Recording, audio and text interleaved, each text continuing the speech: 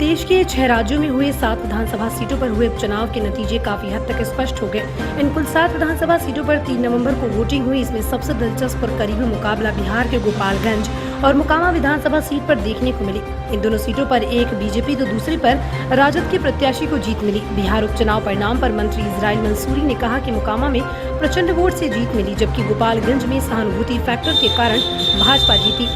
उपचुनाव में महागठबंधन का जादू चला। वहीं कुढ़नी चुनाव को लेकर मंत्री ने कहा कि हो सकता है कि डॉक्टर अनिल सहनी सर्वोच्च न्यायालय से ऐसा आदेश लेकर आ जाए कि चुनाव ही रद्द हो जाए।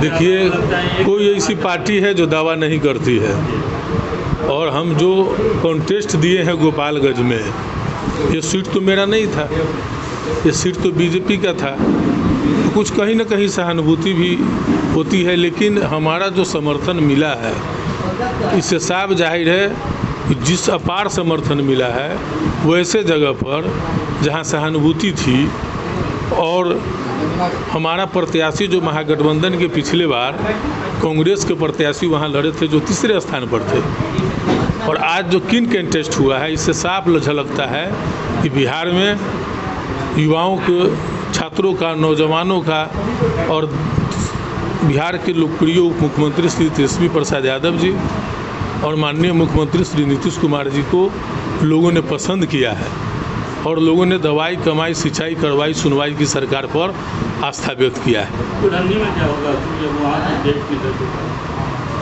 कुढ़नी में तो अभी कई तरह का मामला है। फिर वहाँ के जो है सो माननीय विधायक द्वारा फिर कोई हाई कोर्ट से डिसीजन लेकर आए हैं। अब इसमें अभी कुछ नहीं कहा जा सकता है। मोकामा सीट में अनंत को हराने के लिए भाजपा पूरी दांव पेच लगा दी थी, तो अंततः निराशा ही। निश्चित तौर पर हमारा सीट रहा है, और सत्य जो है ज़्यादा दिन नहीं न छुपाया जा सकता है। साजिश करके जो है सो उनको जेल भेज दिया गया, लेकिन जनता उनके साथ है और जनता के लोकप्रिय रहे, और महागठबंधन वहाँ बड़ी जो है सो भारी मतों से जीतने का काम किया है।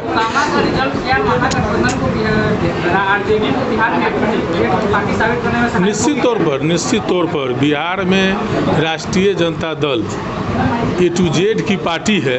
अब किसी से सर्टिफिकेट। इमलीचट्टी स्थित एक होटल के सभागार में राष्ट्रीय अल्प बचत अभिकर्ता संघ बिहार प्रदेश इकाई के अभिकर्ताओं का सम्मेलन हुआ। इस सम्मेलन में करीब 200 अभिकर्ता शामिल हुए। इस अवसर पर संघ के प्रदेश अध्यक्ष ओम नारायण ने कहा कि संगठन की तरफ से वित्त मंत्रालय को अभिकर्ताओं की समस्याओं से अवगत कराया जा रहा है। इसके बावजूद सरकार की तरफ से अभिकर्ताओं की उपेक्षा की जा रही है। उन्होंने चेताया कि यदि आगामी बजट सत्र में सरकार ने अभिकर्ताओं की कमीशन में वृद्धि नहीं की तो अप्रैल 2023 में सरकार के खिलाफ राष्ट्रीय स्तर पर आंदोलन किया जाएगा। उन्होंने जिले के अभिकर्ताओं की शिकायतें सुनकर उनका शीघ्र समाधान करने का भरोसा भी दिया। कार्यक्रम में जो हमारा बिहार राज्य इकाई के 3 वर्ष पूरा होने के उपलक्ष्य में आयोजित किया गया है। बिहार के लगभग 25 जिलों के सभी प्रमुख पदाधिकारी यहाँ उपस्थित हैं। चूँकि पिछली बिहार इकाई का कार्यकाल इसी माह पूरा हो रहा था, अतः आज पुनः नए सिरे से बिहार राज्य की इकाई गठित की जाएगी, जिसे अगले 3 वर्ष के लिए बिहार प्रदेश में कार्य करने का अधिकार होगा। इसी उद्देश्य से यह मीटिंग बुलाई गई है। चुनाव उपरांत कुछ संगठनात्मक चर्चाएं होंगी एवं बिहार राज्य में अभिकर्ताओं के समक्ष आ रही समस्याओं पर भी चर्चा होगी। अगले वर्ष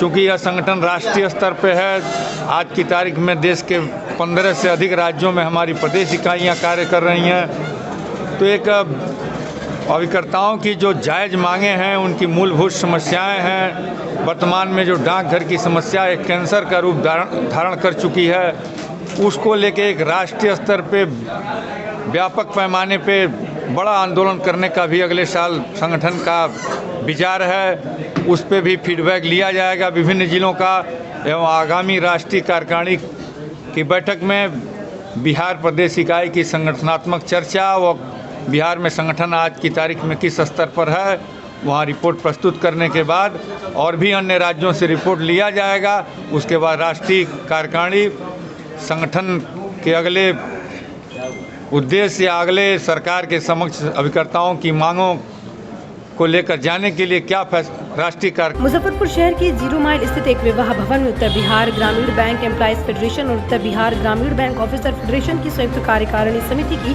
बैठक हुई। इस बैठक में उत्तर बिहार ग्रामीण बैंक के वर्षों से लंबित 17 सूत्रीय मांग को लेकर विस्तार से चर्चा हुई। इस अवसर पर उत्तर बिहार ग्रामीण बैंक ऑफिसर फेडरेशन के अध्यक्ष प्रदीप कुमार मिश्रा ने बताया कि कई मांगों को लेकर चर्चा की गई। प्रबंधन हमारी मांगों को नहीं मानेगी तो आगे बड़ा आंदोलन होगा। जो बैठक है वह मुख्य रूप से उत्तर बिहार ग्रामीण बैंक प्रबंधन जो है अपने वादे से मुकर गई है, जिसके कारण हमारे सदस्यों में आक्रोश है। नंबर 1।